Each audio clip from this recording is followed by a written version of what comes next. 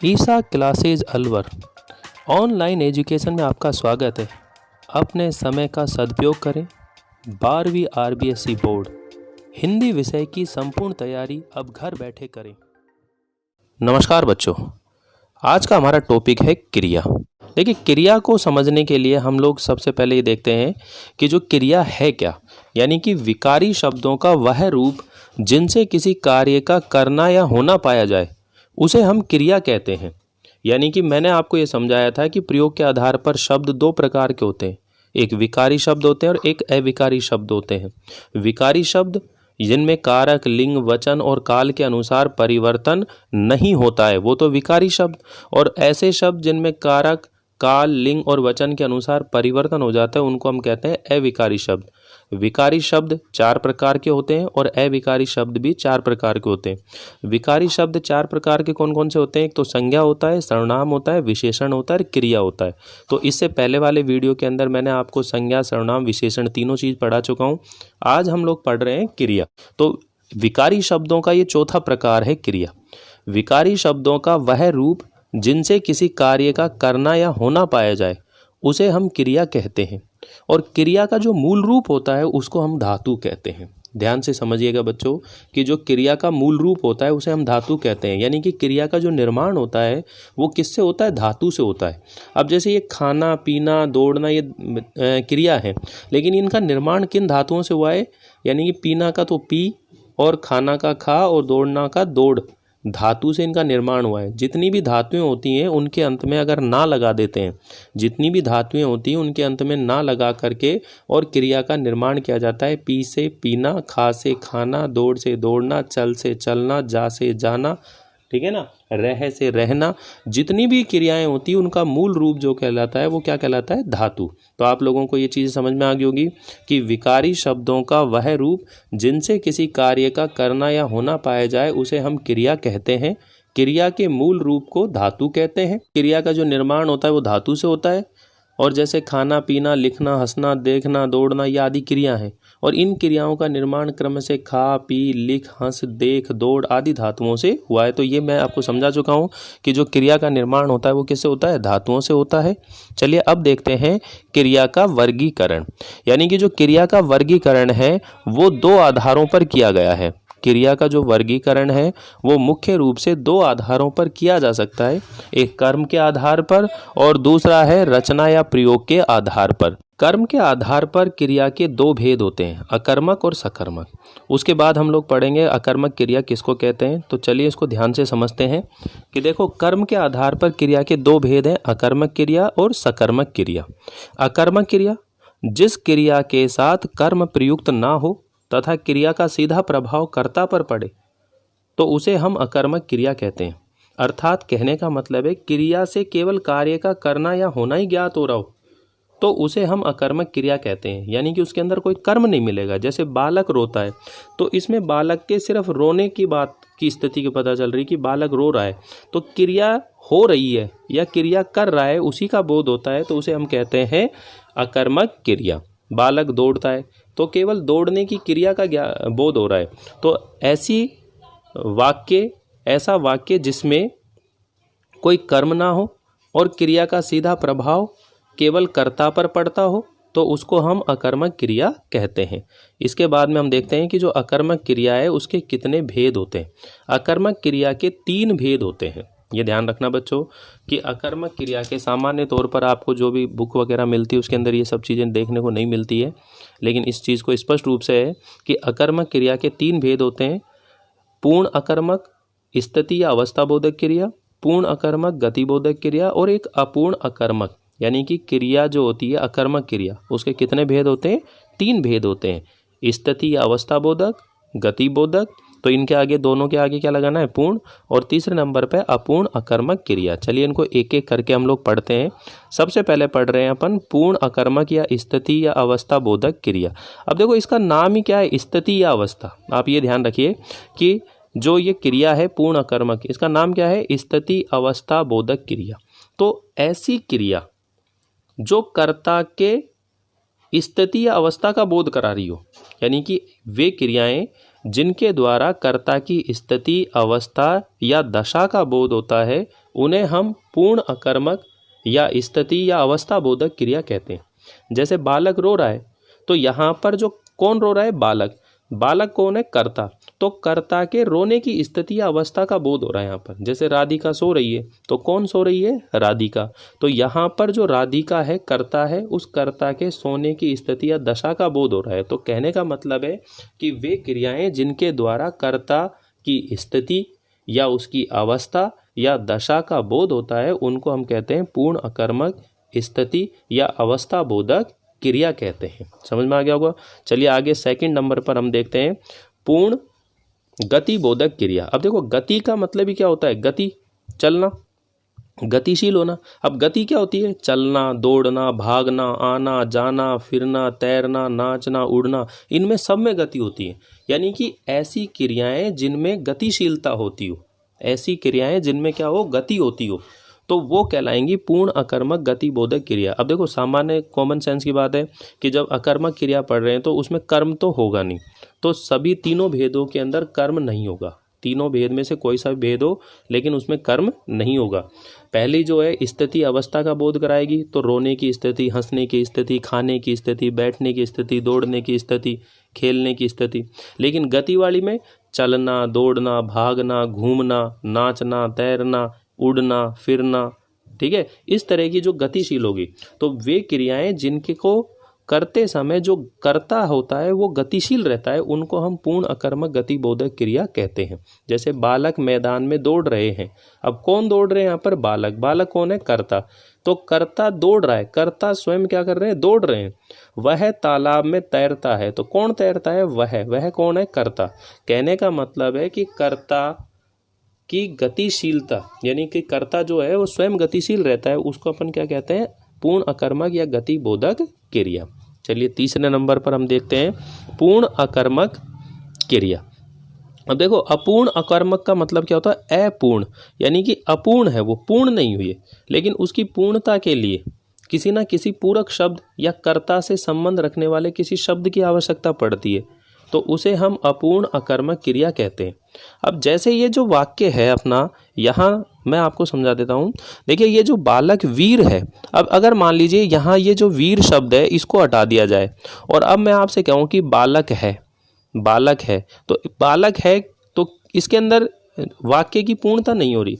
लेकिन जैसे इसमें वीर है, आलसी है, बीमार है, धर्मात्मा है, ये आलसी है या बीमार है या धर्मात्मा है, ये शब्द जो हैं इनको अपन रखते हैं, तो ये क्या बन जाता है? फिर इनकी ये पूरी स्थिति बन जाती है। अब देखिए वापस से समझो इनको, कि जैसे मैं क्या कह रहा हूँ कि वे क्रियाएं जिनकी पूर्णता के लिए कर्ता से संबंध रखने वाले किसी शब्द की आवश्यकता पड़ती है, उसे हम अपूर्ण अकर्मक क्रिया कहते हैं। जैसे बालक वीर है। अब बालक वीर है, तो यहाँ पर वीर जो है इसकी पूर्णता वाला शब्द है। तुम तो आलसी निकले, इसमें आलसी शब्द। मैं बीमार हूँ, ठीक है, तो बीमार। वे धर्मात्मा कहलाते हैं, तो इसमें धर्मात्मा। इन वाक्यों में जो वीर शब्द है, बीमार शब्द है, या आलसी शब्द है, या धर्मात्मा, ये कर्म नहीं है, बल्कि ये पूरक शब्द है। इन शब्दों के अभाव में वाक्य पूरा नहीं हो सकता। अब पूरक शब्द किसको कहते हैं? कि पूरक शब्द वे शब्द होते हैं जो विशेषता बताने वाले शब्द होते हैं, और विशेषता बताने वाले शब्द जो रहते हैं वो क्या कहलाते हैं? विशेषण। लेकिन विशेषण शब्द केवल किसकी विशेषता बताते हैं? संज्ञा और सर्वनाम शब्दों की विशेषता बताते हैं, ठीक है। और एक होते हैं प्रविशेषण, जो कि विशेषण शब्दों की विशेषता बताते हैं, और एक होते हैं क्रिया विशेषण, जो कि क्रिया की विशेषता बताते हैं। तो किसी भी तरह की विशेषता बताने वाले जो शब्द होते हैं उनको हम बोलते हैं पूरक। उन्हें हम क्या कहते हैं? पूरक शब्द बोलते हैं।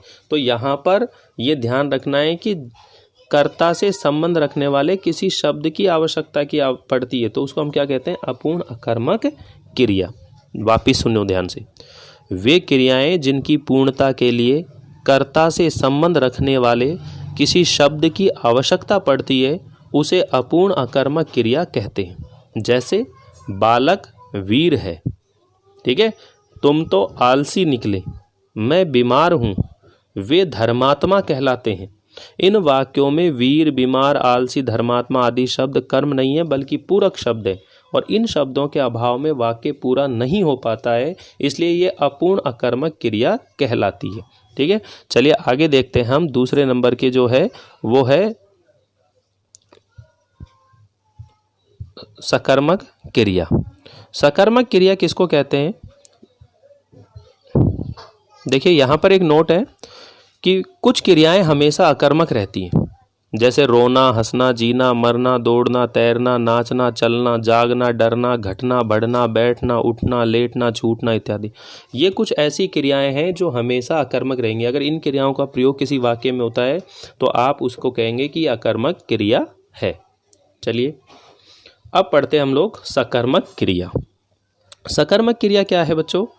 कि वे क्रियाएं जिनमें कर्म तो होगा, वे क्रियाएं जिनमें कर्म होता है और क्रिया का प्रभाव जो है वो कर्ता पर नहीं पड़ता है बल्कि कर्म पर पड़ता है, उसको हम कहते हैं सकर्मक क्रिया।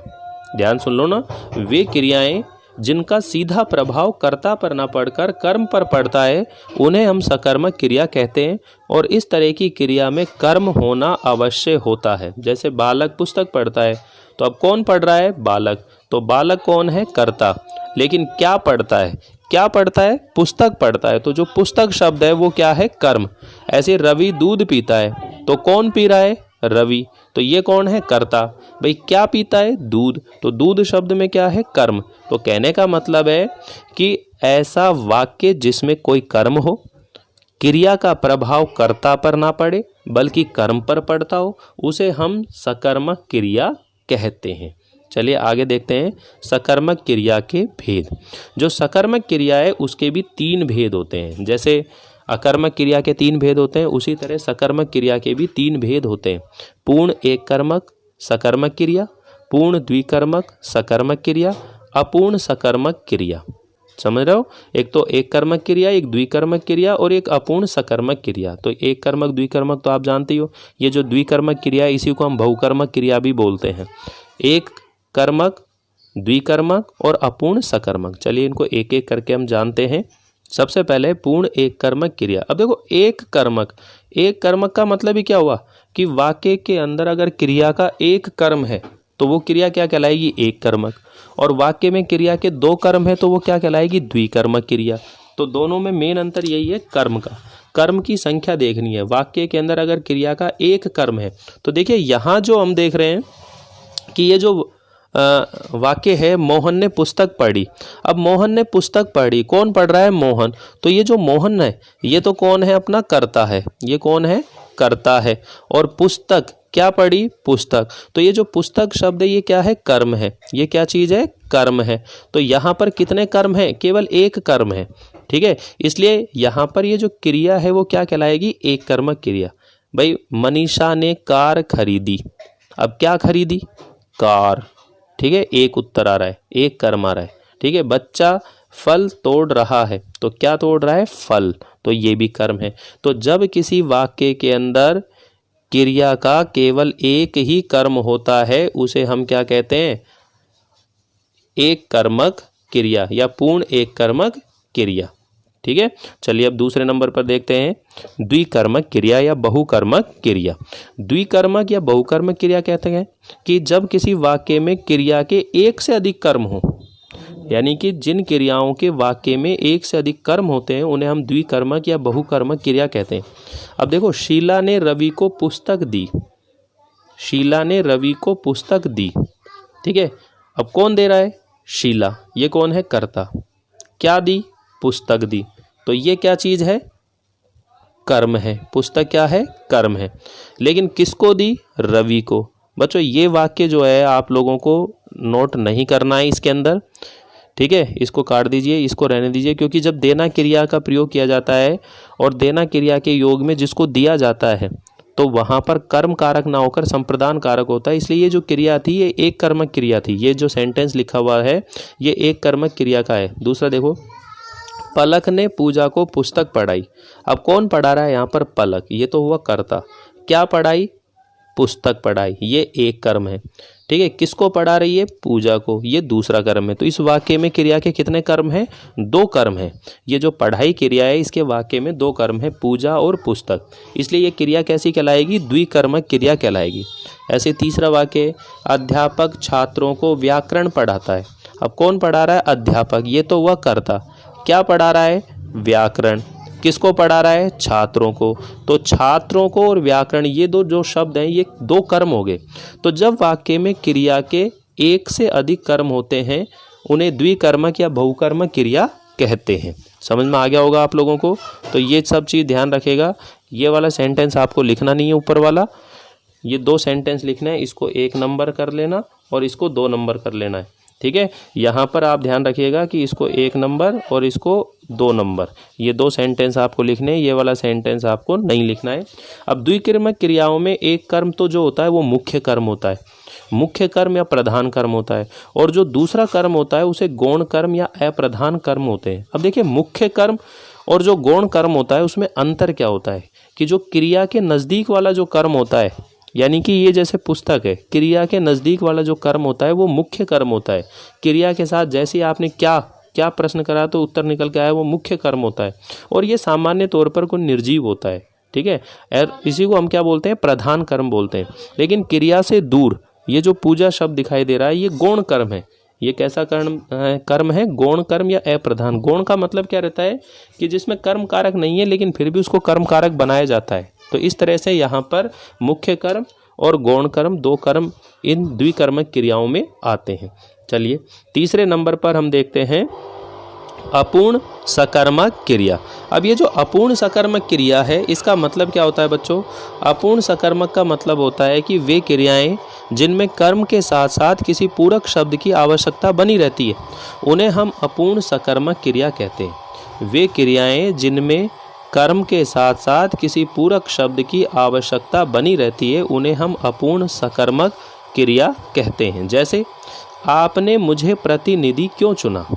ठीक है, अब यहाँ पर जो आपने मुझे क्यों चुना, तो अगर आपसे यूँ कहते हैं आपने मुझे क्यों चुना, तो ये वाक्य पूरा नहीं होता है। तो यहाँ पर जो प्रतिनिधि शब्द आया ये क्या है? ये पूर्णता के लिए लाया गया शब्द है। अपन कह रहे हैं कि वह मोहन को अपना पति नहीं मानती है, तो पति शब्द जो है यहाँ पर उसकी पूर्णता के लिए लाया है। हरि रवि को मूर्ख समझता है, तो जो मूर्ख शब्द है ये इसकी पूर्णता के लिए लाया है। तो ध्यान से सुनो बच्चों कि वे क्रियाएं जिनमें कर्म तो होता है लेकिन कर्म के साथ साथ किसी पूरक शब्द की आवश्यकता बनी रहती है उन्हें हम अपूर्ण सकर्मक क्रिया कहते हैं। ठीक है, अपूर्ण क्रिया के साथ अर्थ को पूर्ण करने के लिए जिन शब्दों का प्रयोग किया जाता है हम उनको क्या कहते हैं? पूरक शब्द कहते हैं। तो आप लोगों को ये क्रिया का जो टॉपिक है ये समझ में आ रहा होगा कि जो क्रिया है, क्रिया किसको कहते हैं, और क्रिया का वर्गीकरण 2 आधारों पर किया गया है, एक कर्म के आधार पर और एक रचना या बनावट के आधार पर। कर्म के आधार पर क्रिया के 2 भेद होते हैं, सकर्मक क्रिया और अकर्मक क्रिया। और नेक्स्ट वीडियो के अंदर हम पढ़ेंगे कि प्रयोग के आधार पर क्रिया कितने प्रकार की होती है। ठीक है, यहाँ पर देखिए सकर्मक और अकर्मक क्रियाओं को पहचानने का एक सरल तरीका मैंने बताया हुआ है कि हम क्रिया से पहले क्या और किसको प्रश्न कर लेते हैं, और अगर उसका उत्तर प्राप्त हो जाता है तो वो सकर्मक क्रिया, और उत्तर प्राप्त नहीं होता है तो फिर वो अकर्मक क्रिया। तो चलिए देखते हैं क्रिया शब्दों का पद परिचय। क्रिया शब्दों का पद परिचय करते समय निम्नलिखित 6 बातें बताई जाती हैं। नंबर 1 क्रिया का भेद, नंबर 2 लिंग, नंबर 3 वचन, नंबर 4 कारक, नंबर 5 काल और नंबर 6 क्रिया का अन्य शब्दों से संबंध। देखिए, एक उदाहरण है, राम पुस्तक पढ़ता है। अब सबसे पहला आपको ये काम करना पड़ेगा कि आपको जो भी वाक्य दिया जाता है उसमें जैसे क्रिया का पद परिचय कराते हैं तो उस क्रिया के अंदर कारक ढूंढिए। अगर उस वाक्य के में कर्म होगा तो वो क्रिया सकर्मक कहलाएगी, और कर्म नहीं होगा तो क्रिया अकर्मक कहलाएगी। अब जैसे पढ़ता है तो क्या पढ़ता है? पुस्तक। इसके अंदर क्रिया का क्या है? कर्म है। तो पढ़ता है क्रिया का जब पद परिचय करेंगे तो ये सकर्मक क्रिया है, पुल्लिंग है, एक वचन है और कर्तृवाच्य। तो वाच्य भी 3 तरह के होते हैं, कर्तृवाच्य, कर्मवाच्य और भाववाच्य। आपको मोस्टली सभी वाक्यों के अंदर कर्तृवाच्य ही करना है। कर्मवाच्य कब होता है? जब कर्ता के साथ से या के द्वारा लगता है तो वो कर्मवाच्य होता है। तो ये वाच्य पर भी मैं एक वीडियो बनाने वाला हूँ जिसमें विस्तार से वाच्य आपको मैं सिखाऊंगा। फिलहाल आप लोग इतना ही ध्यान रखिए कि सभी वाक्यों के अंदर कर्तृवाच्य करना है। अब देखो, पढ़ता है, जिन वाक्यों में ता ती ते आते हैं तो उसमें वर्तमान काल होता है। तो काल के ऊपर भी एक वीडियो बनाने वाला हूं मैं, तो उसमें आप विस्तार से चीज़ें समझेंगे।